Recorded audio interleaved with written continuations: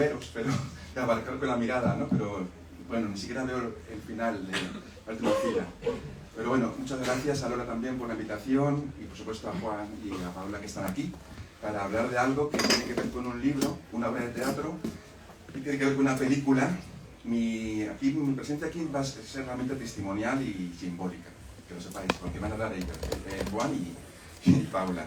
De Juan yo creo que hay poco que decir, es un autor que ha escrito ya varias obras de teatro, creo que muchas de ellas han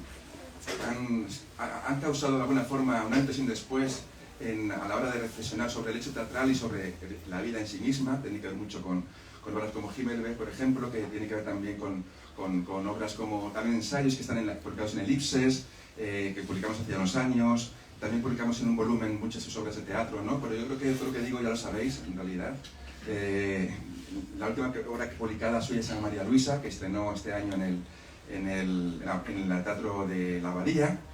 Y aparte que es un autor multipremiado, ¿no? Multipremiado, el último premio es el premio Princesa de Asturias de las Letras, ¿no? Que, bueno, de alguna forma al ser de las letras, se lo vincula con los libros, ¿no? Y yo digo libros porque en el teatro se habla poco de libros, ¿no? Se suele hablar más bien del hecho teatral, de la escena, pero no se suele vincular, ¿no?, el teatro con el texto publicado, ¿no? Que es en el caso, que es lo que tenemos en este caso aquí, un libro que se llama La lengua en pedazos, a partir de la cual Paula Ortiz ha hecho una adaptación cinematográfica, a partir de la cual también, porque Juan Mayor, a partir de la vida de una santa, la vida de una escritora, la vida de una fundadora de conventos, ¿no?, la vida de una persona que supo negociar con el poder, ¿no?, y salirse con la suya en muchas ocasiones, ha construido una figura que es la de Teresa de Jesús, que está en este libro, que se enfrenta dialécticamente, verbalmente, a un inquisidor, ¿no? Y bueno, digamos que uno parte de una vida y Paula parte de un libro que sale de una vida, ¿no?, de Teresa de Jesús. Paula, se la conoceréis también porque yo creo que no hace falta mucho decir, pero bueno, es la directora de películas como de tu ventana a la mía, La novia, El asfalto, que es un episodio de una serie televisiva, ¿no?, que te pone aquí también en Wikipedia, y Al otro lado del río y Entre los árboles, ¿no? Es que Wikipedia, es que hablamos antes, que Wikipedia incluso anuncia sobre una película, que viene puesta como si fuera una película ya hecha, que va a ser la siguiente película en la que va a basar una investigación que tiene que ver con Hildegard, ¿no?, la también mística, poeta, ¿no? Y Hildegard Rodríguez, no sabía, vale, perdóname, eso no sabía. Sí, pues ya está aquí también puesto que como película que va a hacer, ¿no?, pues está aquí para... No sé por qué viene aquí esto puesto.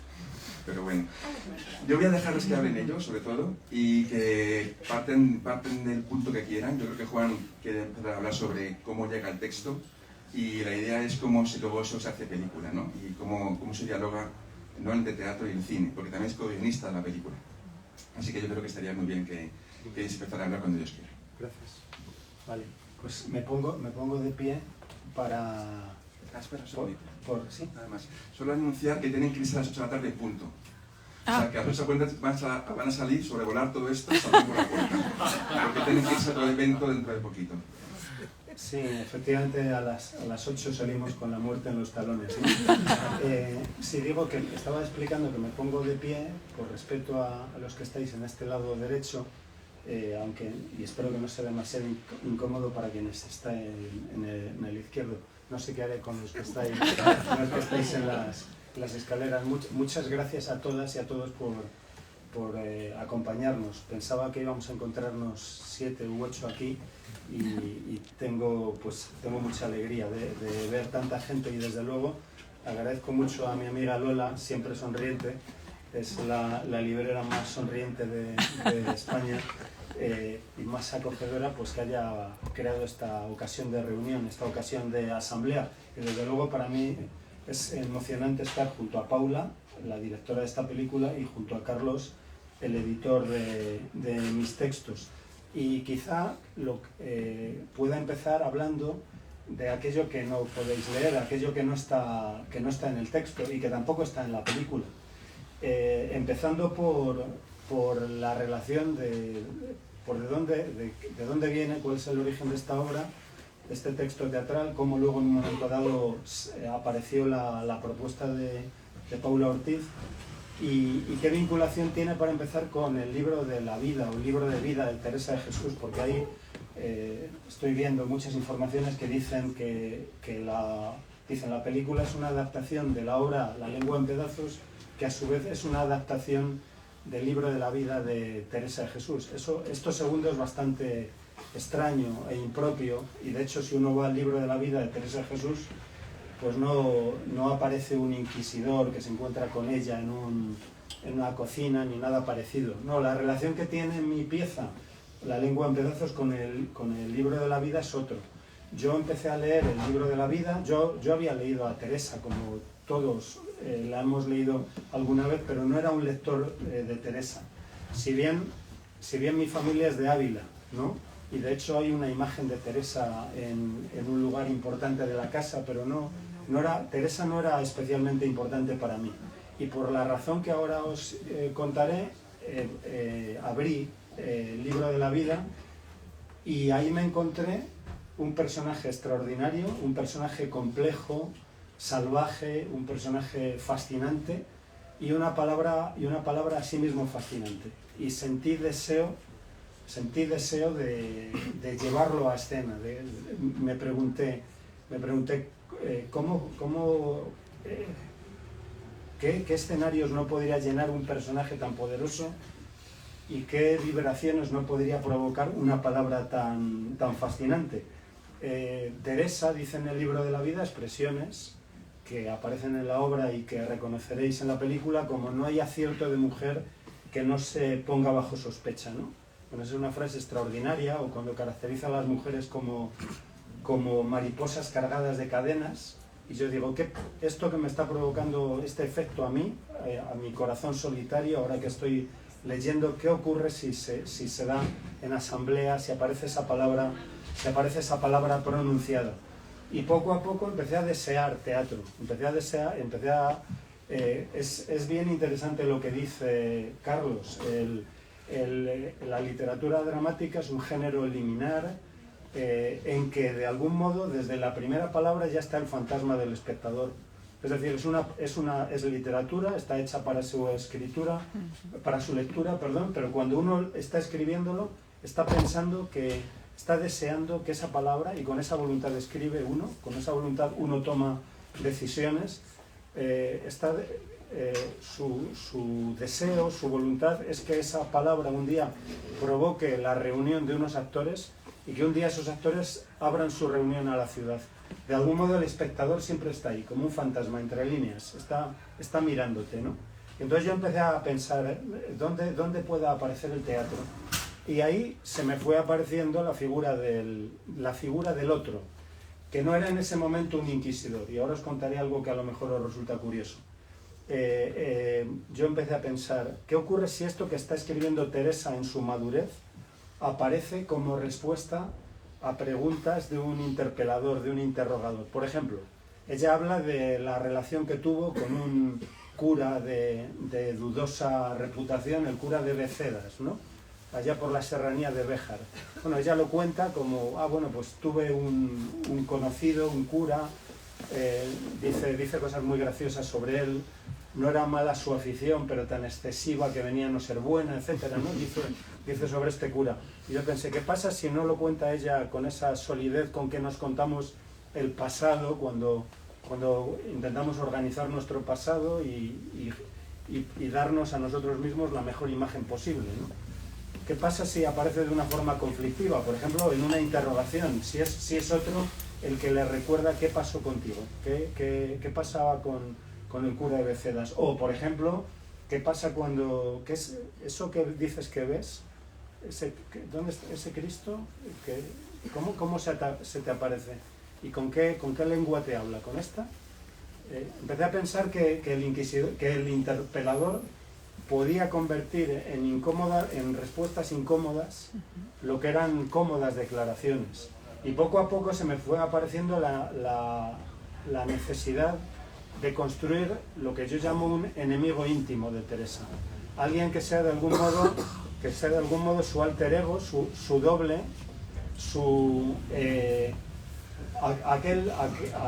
aquella persona que te conoce tan bien o mejor que tú mismo te conoces, y que te puede hacer preguntas que tú jamás te harías. a veces digo que no hay encuentro más fuerte entre los que podamos tener y temer que aquel que tengamos con aquel que podríamos haber sido si hubiésemos tomado la decisión que no tomamos o si no hubiéramos tomado la decisión que tomamos. O sea, creo que no hay encuentro más fuerte que el que podemos tener con otra posibilidad de nosotros mismos, ¿no?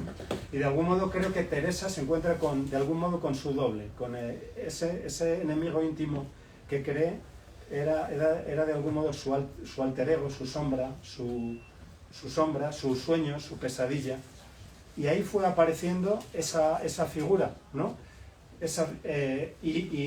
La práctica dramatúrgica está vinculada con intentar leer entre líneas y convertir los enunciados en respuestas y en ocasiones desplazar a ese interlocutor expresiones de Teresa, pero que desplazadas se resignifican.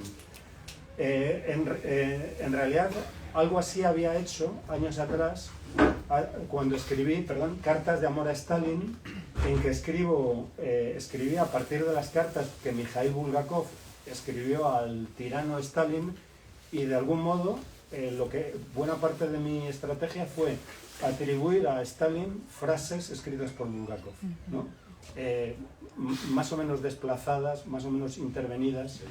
O sea, de algún modo eso me permitía construir un otro que es uno mismo, porque cuando cualquier escritor, todo escritor tiene su censor dentro y tiene alguien dentro, tiene otro dentro que está también escribiendo dentro de él. De algún modo Teresa y el inquisidor creo tienen esta relación. Claro, porque no es insignificante, creo, porque abro el libro de la vida. No es una literatura que digas, bueno, hoy tengo un viaje largo en metro, voy a coger el libro de la vida de Teresa de Jesús, leo y me estoy dando cuenta de que estoy siendo muy moroso y no voy a intentar acelerar un poco. Bueno, yo me acerco al libro de la vida de Teresa de Jesús animado por uno de mis mejores amigos, mi director de tesis, Reyes Mate. Siempre recuerdo que es amigo, porque no siempre el director de tesis es amigo tuyo. A veces acaba siendo no tu enemigo íntimo, sino tu peor enemigo. No, Reyes fue mi director. Tuve la suerte de pedirle que me dirigiese una tesis sobre Walter Benjamin y desde entonces estamos en permanente conversación. Entonces fue Reyes que me dijo, me animó a leer Teresa. ¿Y por qué me animó a leer Teresa? Porque durante unos años, Reyes y yo, con otra gente, organizábamos una cosa en Ávila que se llamaba la Cátedra Santo Tomás, con la comunidad de dominicos de allí. Bueno, Reyes había tenido buena relación con los dominicos, se había formado con ellos en su adolescencia y juventud, y se organizó una cosa que era la Cátedra Santo Tomás, en que la cosa consistía en que yo organizaba, bueno, había un coloquio que duraba una semana con pensadores, teólogos, sociólogos, escritores, ¿no? Por allí pasaron, por ejemplo, Jiménez Lozano, Leonardo Boff, fueron cada año sobre un asunto, y yo organizaba una suerte de evento dramático y que dirigía Guillermo Heras, a quien echo mucho de menos, a quien perdimos este verano. Bueno, pues eso es lo más alternativo que yo he hecho en teatro, mucho más que haber trabajado en cualquier sala alternativa, porque la obra se leía en la propia iglesia de Santo Tomás, que es una iglesia bellísima que os recomiendo, donde hay un altar extraordinario de Berruguete, ¿no? Bueno, entonces ahí hicimos cosas muy locas. Por ejemplo, hice una versión del penúltimo capítulo del Proceso de Kafka, que tiene lugar en una catedral, como sabéis, o hice una versión del libro de Job, en una semana que dedicamos al silencio de Dios. Bueno, pues el último año queríamos hablar sobre religión y sociedad. Entonces, en este contexto leo el libro de la vida y escribo una primera versión de La lengua en pedazos. Y os contaré que en ese momento el inquisidor no era inquisidor, sino era un provincial de la Orden del Carmelo. Y os contaré también que la víspera de que se leyese, mi amigo Guillermo Heras me llama y me dice: Juan, mañana hacemos esto como sabes, sí, ya sé, ya tengo organizado para ir a Ávila. Me dice, ya, pero es que el que va a hacer de provincial ha tenido un cólico. Y entonces vas a tener que leer tú el personaje del inquisidor, perdón, del provincial. Y lo hice. Soy el peor actor del mundo, ¿no? Mi amigo Guillermo Heras, recuerdo alguna vez que mi amigo Guillermo Heras hizo hace años una lectura en Casa de América sobre una obra del chileno Jorge Díaz que se titulaba Pablo Neruda viene volando, sobre Pablo Neruda. Y yo tenía que hacer dos cosas en esa obra. En el primer acto tenía que hacer un largo monólogo, como García Lorca. Era García Lorca haciendo un largo monólogo. Y en la segunda parte, era un diputado en el Parlamento chileno que gritaba traidor. Bueno, cuando acabó la obra, mi familia elogió el grito, me dijo que bien has gritado. O sea, ¿cómo debí de hacer el monólogo? El caso es que estando en la iglesia de Santo Tomás como provincial, yo hacía el provincial, y era Esperanza Elipe, quien hacía de Teresa de Jesús, una magnífica actriz. Bueno, y yo estaba ahí, y yo decía, pero ¿por qué no le digo esto ahora? Es decir, yo en la práctica estaba encontrando réplicas, estaba pensando nuevas preguntas, nuevas interpelaciones a Teresa. Es decir, de nuevo recibí una lección práctica de literatura dramática. Algo que podía ser interesante a la lectura, podía serlo más desde aquello que te descubría la propia situación y el antagonismo en que me hallaba. El caso es que, después de aquella experiencia, convertí al provincial en inquisidor y continué reescribiendo la obra hasta que en 2012 asumí su dirección. Fue la primera vez que dirigí. Estaba trabajando con Clara Sánchez y estaba trabajando con ella sobre el texto y dije, un día tenemos que buscar a un director.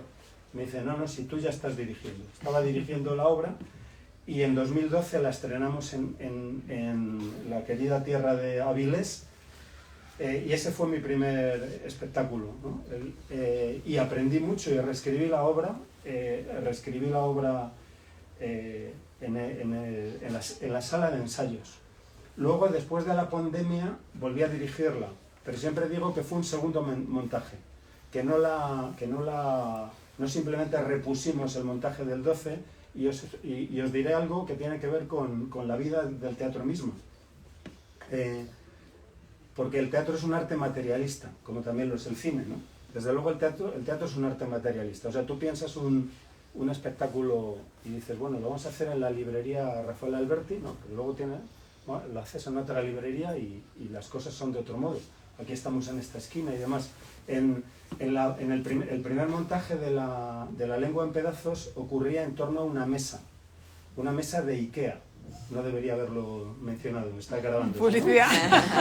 ¿No? En torno a una mesa, no teníamos apenas producción, teníamos para una mesa y la hicimos en torno a una mesa. Entonces era una mesa con cebollas, con alimentos y demás, y ahí en torno a eso hicimos la obra, ¿no? Una mesa y algunas sillas. Pero en el 21 éramos todavía más pobres. Y entonces, ¿sabéis qué ocurrió? Que pensamos en la mesa, pero allá no teníamos productora. Y pensábamos, bueno, y si hacemos una función en Burgos, llegamos luego con la furgoneta de Burgos, ¿y qué hacemos con la mesa? ¿Dónde metemos la mesa? ¿Quién se la lleva? Etcétera.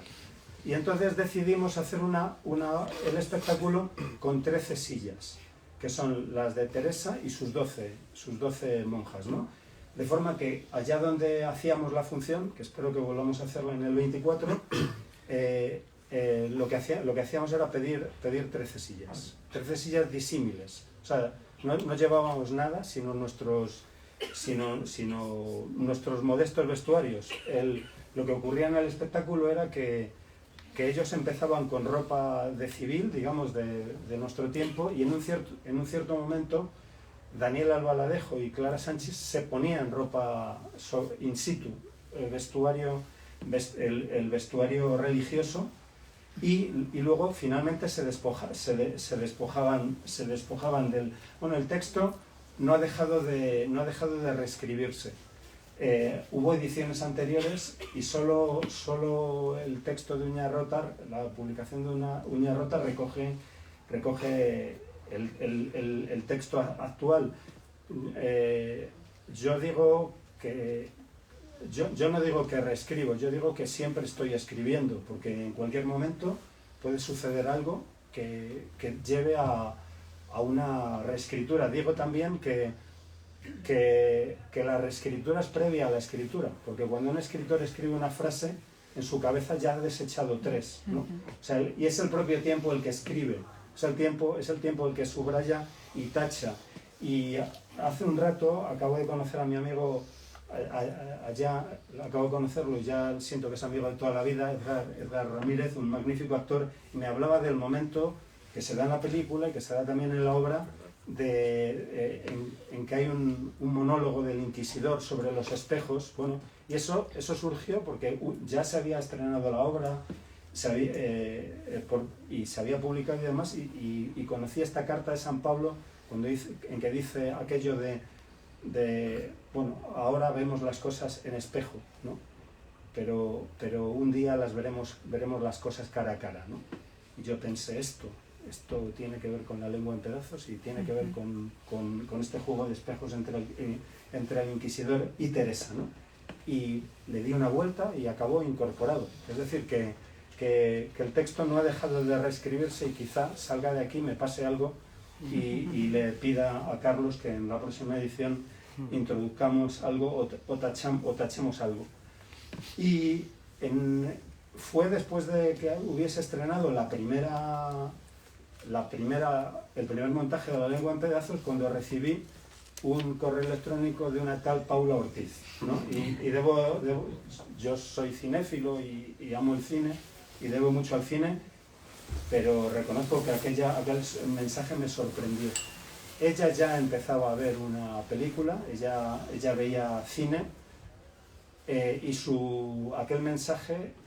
aquel correo era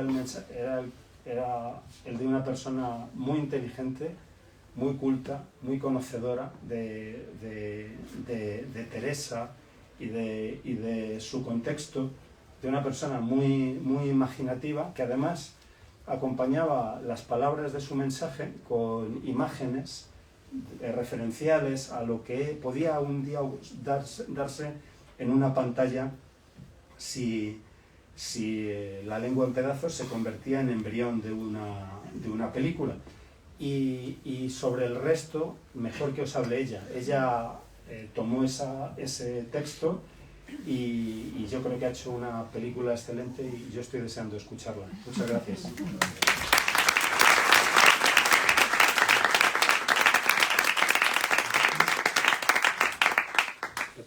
Te voy a decir 2 momentos muy malos en mi vida que me acabo de dar cuenta. Uno es el día que te tenía que hacer una foto al lado de Zapataki, y otro es tener que hablar después de Juan Mayorga. Me voy a poner de pie también para veros a todos, es muy emocionante ver una librería llena. Juan ha contado muy bien cómo es el proceso de Teresa, cómo ha sido Teresa, cómo se fraguó la espina dorsal, el camino de Teresa con esa creación del inquisidor. No existiría nuestra Teresa sin ese inquisidor. Os voy a contar cómo llegué yo a La lengua en pedazos, y cómo La lengua en pedazos, así a grosso modo, porque han sido como nos ha dicho, yo le mandé un email en 2012. Hola, estamos en 2023. Ha sido un camino muy largo. Habíamos parado el rodaje de una película que estábamos rodando entonces, que era La novia, basada en Bodas de sangre, de Lorca. Fíjate si navegamos las mismas aguas.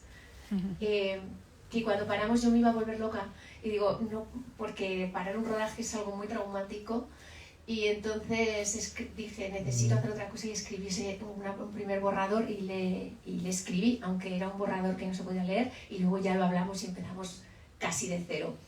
Mi relación con Teresa es distinta, lo he contado alguna vez. Es verdad que yo me acerqué a Teresa a través de su poética, a través de sus poemas.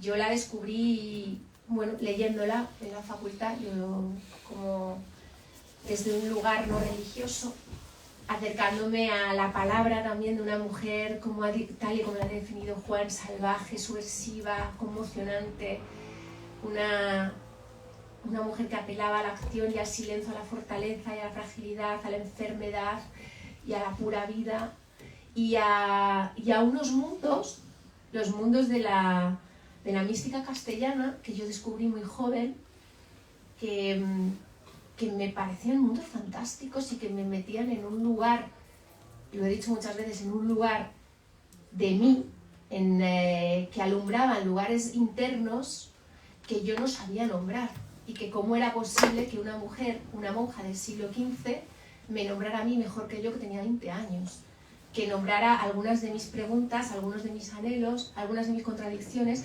algunas de mis experiencias innombrables. De ahí su fuerza erótica y tanática, ese abismo al que ella se asoma permanentemente de la vida y de la muerte, del amor y de la muerte. Esa determinación por el amor, que al final es el texto de Juan y la película que hemos hecho. Y yo entré así, y también es cierto, ahora que has hablado de qué bonito, que no lo sabía, un día me lo contaste, pero no tan bien, con ese hecho alternativo, que es lo más alternativo. Pues a mí me pasó algo similar, y es que yo hacía un curso de teatro cuando tenía 17, 18, 19, 20 años, en Albarracín, un pueblo de Teruel, los veranos que organizaba el gobierno de Aragón, y te becaban para hacer un curso de teatro. Y en ese curso de teatro había un poeta que es muy mayor ya, se llama Rosendo Tello. Es que el otro día me acordé de esto, que me hizo recitar a Teresa a oscuras. Porque yo entonces, mira, Consuelo Trujillo, te voy a contar una cosa. Yo entonces hacía danza. Y entonces yo solventaba casi todas las cuestiones teatrales con el movimiento. Yo me veía muy bien escondiendo cosas en el movimiento. Y me escondía de la palabra. Y aquel hombre me dijeron, todos teníamos que hacer un texto, un monólogo, un texto poético solos, aparte de los ejercicios teatrales que hacíamos. Y el mío fue Teresa. Y entonces dice, ya te lo sabes, ya lo has pensado, pues dilo a oscuras y experimenta. Aquello fue revolucionario. Experimentar a oscuras el poder de la palabra. Con mis 20 años. Aquello me cambió todo. Y aquello fue a partir de Teresa. Y es verdad que Teresa y Juan de la Cruz han sido dos poetas muy fundacionales en mí, que yo lo cuento muchas veces como anécdota, pero es cierto que a mí la palabra poética, como creo que seguro que muchos de los que estamos aquí, la palabra poética, también el teatro, la música, todos esos impulsos en los que te reconoces y te constituyen, y cuando a lo largo del día y de tus experiencias diarias y del caos del comportamiento y el devenir diario, ocurre un rasgo de belleza o de contradicción y te viene el verso de alguien que lo ha nombrado mejor que tú, porque para eso en eso consisten los poetas y las poetas. Y Teresa, si yo tenía un buen día, Teresa o San Juan suelen aparecer. Sí, estos días estoy muy estresada y no vienen. Pero espero volver a la calma para que Teresa, San Juan, o Lorca, o Yeats, uno de los grandes poetas que yo uso en rodaje, o sea que hay gente que ha rodado conmigo, está Consuelo Trujillo, que hizo La novia, que ha hecho también Teresa, sabe que yo abro libros de poesía para saber qué nos tienen que decir los poetas en este momento de caos. Y ahí tenemos nuestras hojas de hierba y actos así que hacemos de manera simbólica. Así que yo encontré a Teresa, sí. Y sí que es cierto que es alguien que me ha acompañado y que también, como igual que dice Juan, que le llamaba al teatro, a mí me llamaba al cine, que es mi lenguaje, no diré natural, porque es aprendido, pero al que yo he tendido como la cabra al monte. Entonces, yo, hasta que no vi la obra de teatro de Juan, que la fui a ver en el Teatro Fernán Gómez, en esa primera dirección que hizo, que tenía mesa, yo vi la de mesa, la vi 2 veces, y luego vi la de las sillas, con Juan sentado a mi lado, porque ya llevábamos camino andado, y para mí fue también una nueva, o sea, igual de conmocionante que fue leer a Teresa, fue encontrar la obra de Juan, porque él ofrecía un camino, una espina dorsal, una estructura, una senda para abordar a Teresa dramática y narrativamente, porque si no, Teresa es abismal. Teresa es Teresa es muchas, por eso hay tantas Teresas. Hay una Teresa política, hay una Teresa teóloga, hay una Teresa mística, hay una enferma, hay una reformadora, hay mil posibilidades de contar una mujer complejísima en un momento complejísimo, con unas capacidades y una palabra complejísima, muy barroca, muy hija de su tiempo, llena de la contradicción y con algo fundamental que a mí es lo que me fascinó y me fascinan de todas las obras de Juan y por lo que me fascina Juan como uno de los grandes poetas, y es porque él sabe situarse en el que yo no sé, y le admiro mucho y he aprendido muchísimo con él en este camino escribiendo Teresa, situarse en el lugar adecuado para preguntar, para preguntarse, porque creo que lo que tenemos que hacer, las ficciones no deberían dar respuesta, deberían hacerse preguntas y navegarlas. Y Juan tiene una virtud portentosa y prodigiosa que a mí me provoca una alegría muy, muy, muy bonita cada vez que nos sentamos a hablar o cuando hemos tenido reescrituras, que es la capacidad de hacerse las preguntas correctas que yo no encuentro.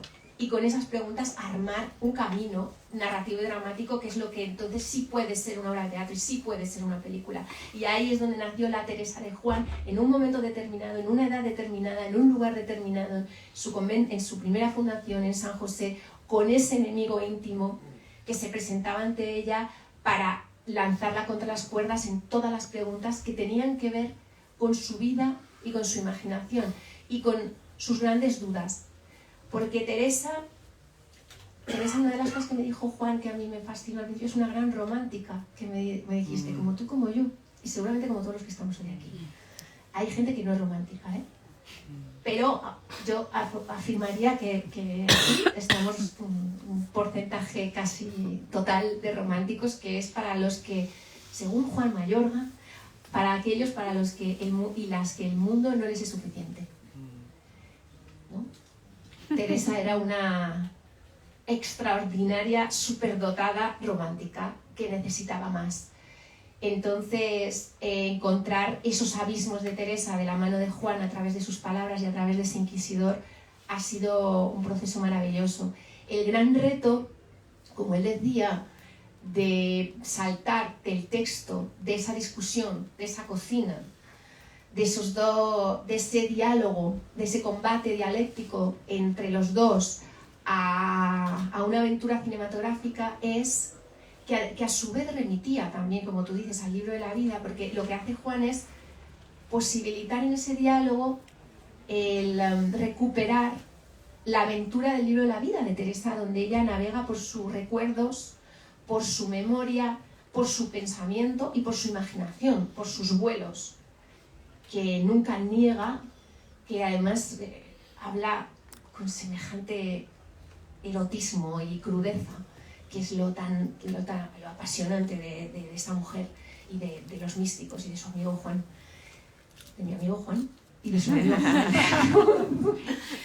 Y el reto aquí era, mientras nosotros reorganizábamos el diálogo teatral, que el teatro como foro, como asamblea, como dice Juan, permite la viveza, la palabra in situ, material de muchas cosas, en el cine tiene otros tiempos, tiene otros espacios. El cine permite saltarse las distancias, permite estar muy cerca, permite el susurro, permite el parpadeo, permite la mirada, permite el gran paisaje, permite la lejanía, permite saltar el tiempo y el espacio, permite irte a la niñez de Teresa y volver, permite irte a su adolescencia, permite de pronto irte a un lugar que nunca existió, que es imaginado, pero es físico.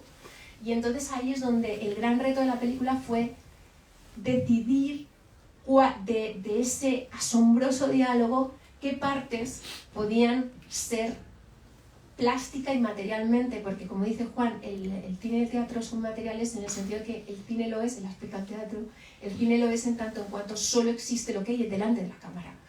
Entonces tiene que haber un lugar, un tiempo, unos elementos, unos actores, unas miradas, unas acciones, una palabra con una tesitura. Hay lo que hay, no es infinito, pero sí que puede provocar vibraciones inmensas, mayores de las que creemos. Y esta película, y las obras de Juan, pero en esta película hemos reivindicado mucho el salto a lo irreal, el salto del umbral del otro lado, que nombra tantas veces Teresa y que nombra a través del lenguaje, de hasta dónde podemos ir, hasta donde ya la lengua se queda en pedazos, y le dice el inquisidor, ay, no, de lo que no se...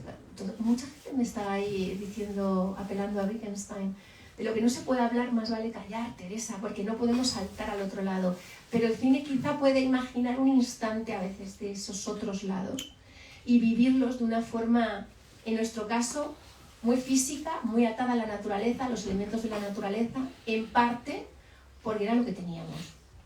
Quiero decir que también nuestra película, como la obra de Juan que tenía una mesa de Ikea, se ha suscrito a los recursos del cine independiente pobre español. No somos Marvel.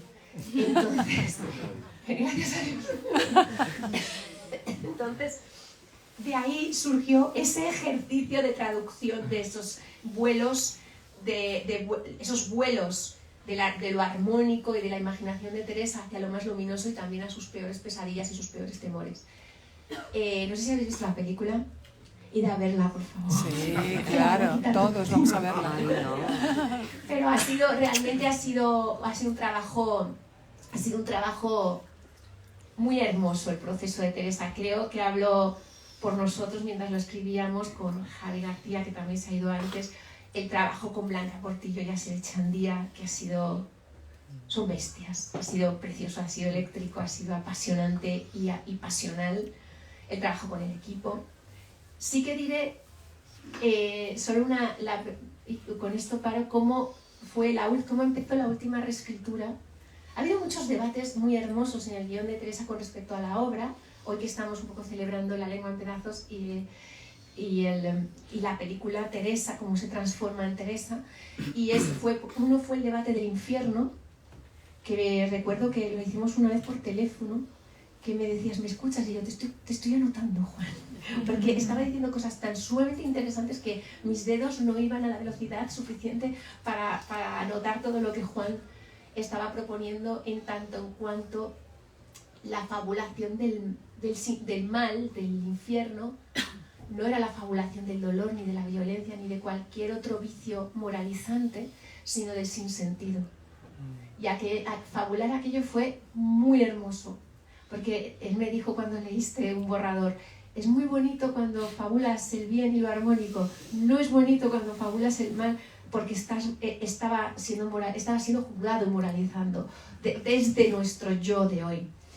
Y ese ejercicio fue muy bonito. Tenemos aquí además a Consuelo, tenemos otra vez porque es amiga y porque forma parte del infierno de la película de una manera muy valiente en la que ella se expuso, ya lo veréis en la película.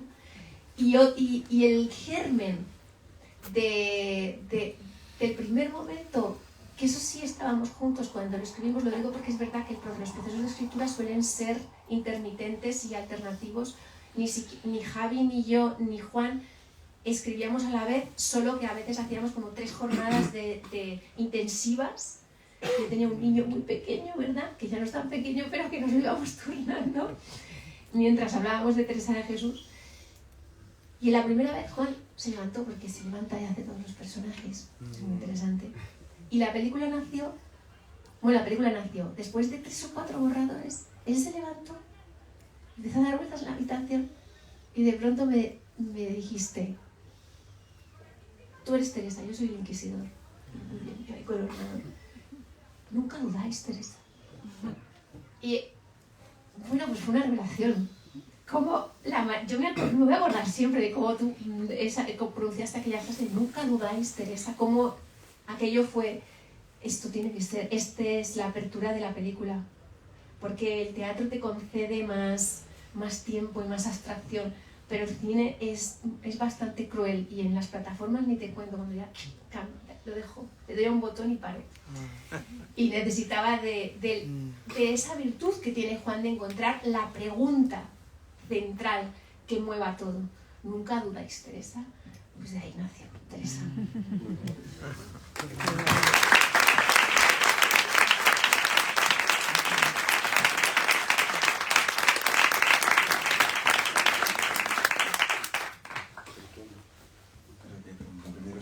No sé, hay muchas personas aquí ahora reunidas en torno a esta conversación Y no sé si hay quien tenga preguntas entre las muchas personas.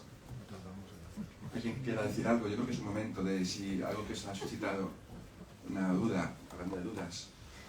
Allá al fondo hay una persona, ¿cómo lo hacemos? Le pasamos un micro. Sí, pues es por asunto de Instagram, creo que está aquí y se está grabando. Si no, podemos pasarle Para que se escuche. el micro. Se escucha.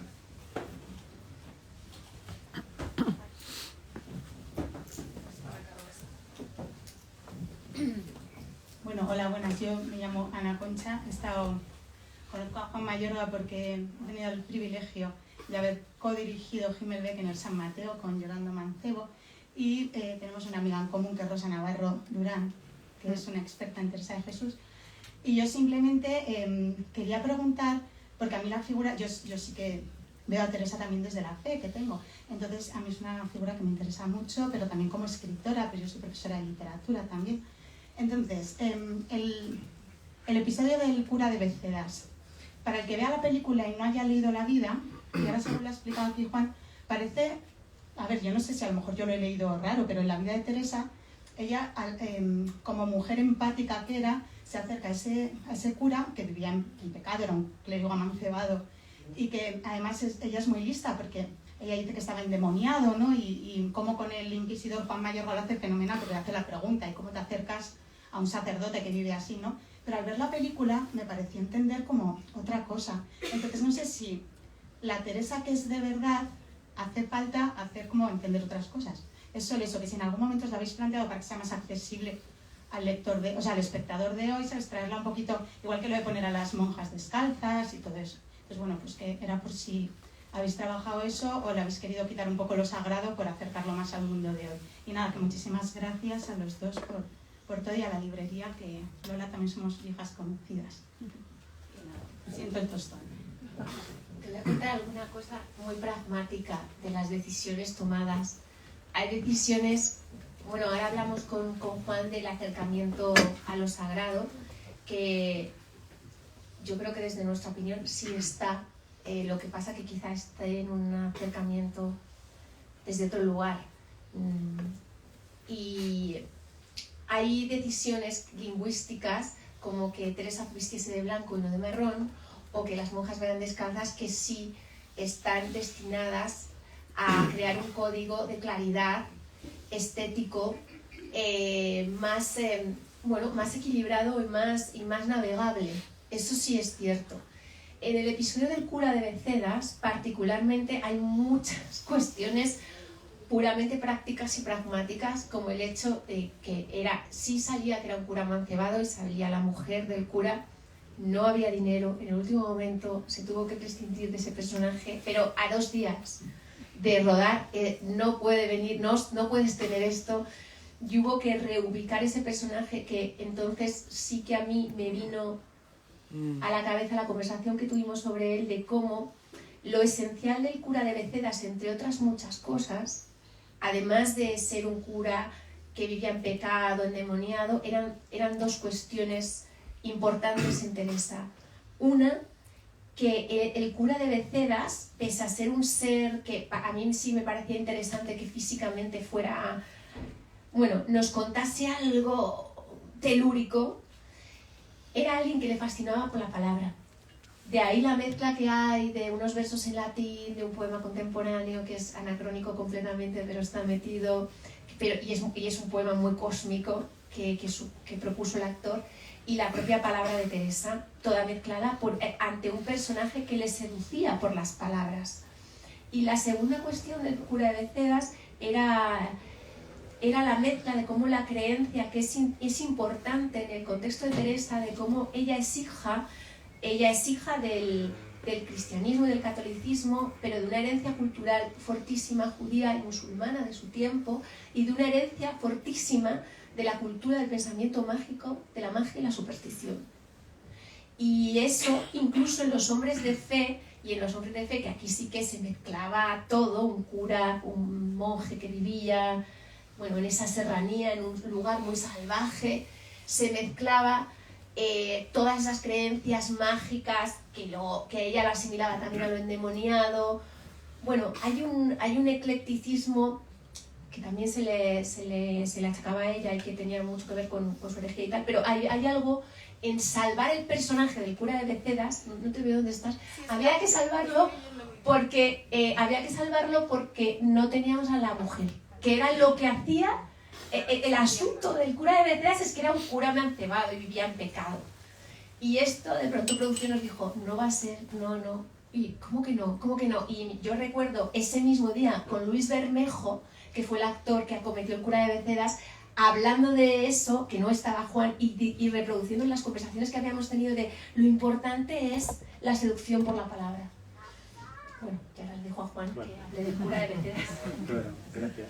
Bueno, Paula ha explicado muy bien las opciones cinematográficas materiales que ha tomado. Bueno, te agradezco mucho tu pregunta y el recuerdo que me has dado de aquel estupendo montaje de Himmelberg en San Mateo, en el Instituto San Mateo, en que esa es una obra sobre el exterminio de los judíos europeos y las figuras fundamentales son el comandante del campo, el falso alcalde y un delegado de la Cruz Roja. Y para mí fue fascinante ver cómo el comandante nazi estaba interpretado por dos chavalas de 17 años, ¿no?, que de algún modo repartían el papel, porque también ahí habían encontrado de algún modo dos partes en ese personaje, y estaba lleno de hallazgos ese montaje. Es asombroso como, bueno, me sirve primero para tu pregunta para agradecer el extraordinario trabajo que hacen muchas maestras y maestros y profesoras y profesores en colegios y institutos, y cuando se comprometen con el teatro, pues encuentran en él un extraordinario lugar para la responsabilidad y la libertad, porque cada alumno sabe que de la calidad de su trabajo depende de los demás, y fue una mañana preciosa la que me ofrecisteis en San Mateo. Cuando en el libro de la vida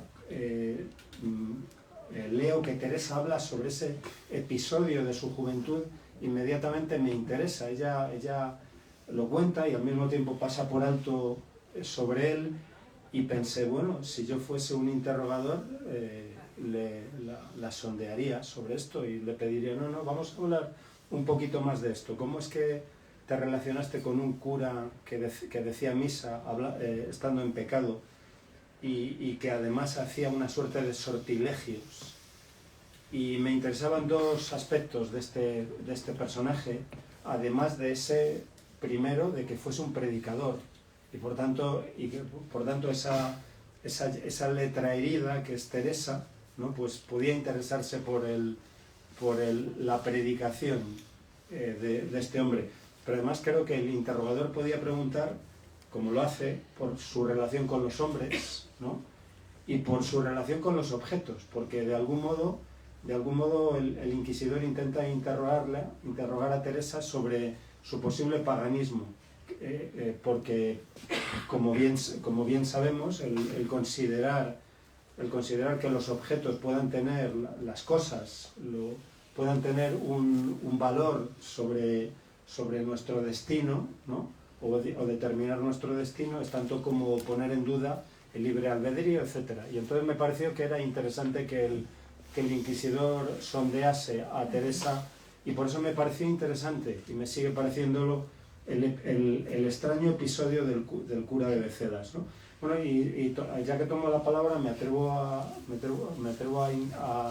hacer alguna nota a pie de página sobre lo que nos ha planteado Paula. Bueno, yo no sé si soy romántico, pero desde luego creo que Teresa lo es, en el sentido en que se ha dicho. Yo creo que para Teresa el mundo no basta, la vida no basta, pero tiene la palabra, y la palabra puede ofrecer sentidos que el mundo de los fenómenos y de las cosas no nos da. Yo creo que tanto intentamos defender, primero en la obra y ahora en la película, al personaje del inquisidor, que no fuese un inquisidor tópico, que fuese un hombre de fe él mismo, y que de algún modo, peleando por la palabra misma quedase en pedazos. Creo que la obra y la película hablan sobre lo que se puede decir y qué no se puede decir, y en particular a qué se puede llamar Dios. Y esto tiene que ver, desde luego, con la experiencia abisal de Teresa. Y porque creo que el infierno para Teresa no es que haya fuego, ni calderos, ni...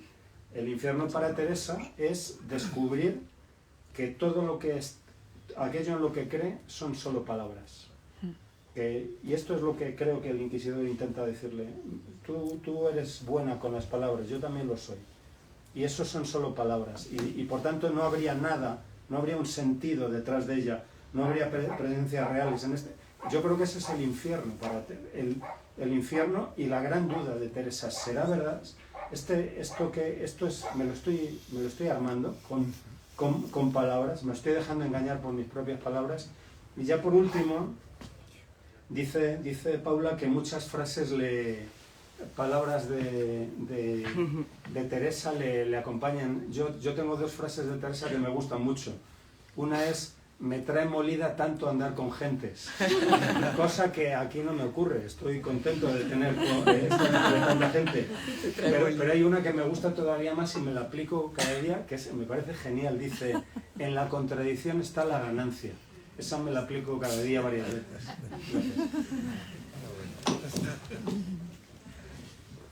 Sí, aquí hay una pregunta.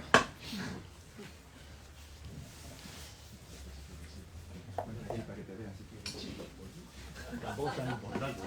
Bueno, Mira, yo vi de Teresa en la CEMI y entonces esa reflexión, tenía dos personas sentadas a mi lado, una se fue antes de terminar y la otra hablé un momento con ella y consideraba que ella no hubiera ido a ver esa película si el título hubiera sido, y no sé por qué se cambió, porque es mucho más poético el título original.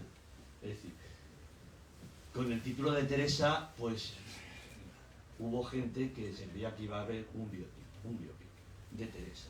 Entonces, ante la duda que representa el personaje, de lo que trata, pues hay personas que no lo admiten en ese aspecto. Entonces, quise saber por qué se cambió el título. Claro, sí.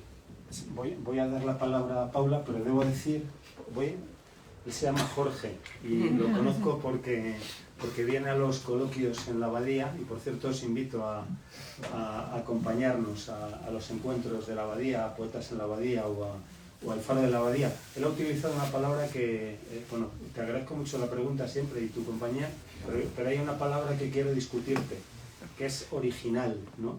Porque, bueno, en el arte no hay nunca un momento original. Quiero decir que la película no es una puesta en cine, puesta en pantalla de la obra de teatro. La película es una creación autónoma, ¿no?, que surge por ese impulso, y para mí es emocionante y hermoso, ¿no?, que algo que yo lancé, pues de algún modo haya sido desplazado por otro creador, y creo que Paula ha conseguido llevar esa obra, o parte de esa obra, o un impulso de esa obra al lenguaje cinematográfico, y también a su propio lenguaje, a su propio mundo, que es muy rico, ¿no? Y parte de eso, parte de ese desplazamiento, de esa traducción, es la opción de que el título no sea La lengua en pedazos, ¿no? Y ahora nos explicará Paula por qué el título es La lengua Teresa y no La lengua en pedazos. Por lo demás, debo decir que cuando titulé la obra La lengua en pedazos, hubo gente que le parecía fatal. O sea, no le gustaba nada, le sonaba a casquería, ¿no? Así me lo dijeron en un determinado festival. Ese título tienes que cambiarlo. A mí me resultaba interesante porque en el libro de la vida Teresa habla de su lengua física, ¿no? Se dice que es que se la mordía en momentos de ataque o que tenía ciertas dolencias que le llevaban a eso. A mí me interesó el hecho de que la lengua vale tanto para hablar del órgano físico y por tanto del cuerpo y de un cuerpo herido, como de este medio asombroso que nos permite comunicarnos, ¿no?, y encontrarnos. Debo decir, por cierto, que cuando la obra se ha traducido a otros idiomas, pues hay idiomas en que en que esa ambigüedad se mantiene y otras en que han tenido que elegir. Es decir, hay idiomas en que la lengua física y la lengua como medio son cosas distintas y han tenido que elegir. Y bueno, pues maravillosa esta ambigüedad de nuestro idioma. Y voy a dar la palabra a Paula y luego voy a tener que decir que vamos a tener que irnos, y lo siento mucho, pero como dice Teresa, en la contradicción está la ganancia. Y mi editor se queda. Voy a ser muy breve yo en la respuesta porque es una respuesta también muy pragmática. Se llama Teresa, los títulos de las películas exceden, como los carteles y las maquinarias de promoción, también hay gente aquí que sabe mucho de eso, y prensa, exceden a la labor del director o de los guionistas o de los montadores, de los creadores, y pertenecen a producción y distribución. La lengua en pedazos nunca, siempre se puso en cuestión como título que sabía que era muy complejo para una película. No era algo que producción ni la distribución aceptaran, que además eran la misma empresa. Dicho esto, lo luchamos mucho. Asier Echandía lo luchó mucho, no me decía, pero ¿por qué no se llama la lengua en pedazos? Pero bueno, el argumento final fortísimo es el que ha dicho Juan: no existe traducción en inglés. Entonces, así nos fulminaron. Bueno, pero... Es la última frase de la película, ¿no? Pero la última frase Es de la película, última frase de la película la y se lengua te queda... Claro, la lengua en pedazos se dice 3 veces, que tengo un amigo que me dice, pero lo dices muchas veces, digo, es que era título y como no, hay que compensar. Y la última frase de la película es: la lengua está hecha en pedazos y es solo el amor el que habla, pero nadie puede hablar de ello. Es mejor no decir más. Eso es. Muy bien.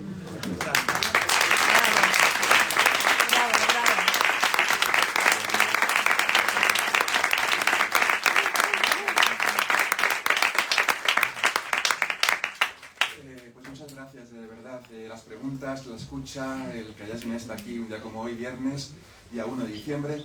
Y nada, que se tienen que marchar, por tanto, darles las gracias por haber hecho este esfuerzo. Y Juan hace tiempo que no habla de un libro, a ver si ojalá se anima más adelante y hacemos más cosas con los libros. Y suerte con la película, y con las plataformas y con todo, y ojalá vaya todo bien. Y hasta la próxima. Y seguid corriendo porque tenéis que marchar. Muchas gracias.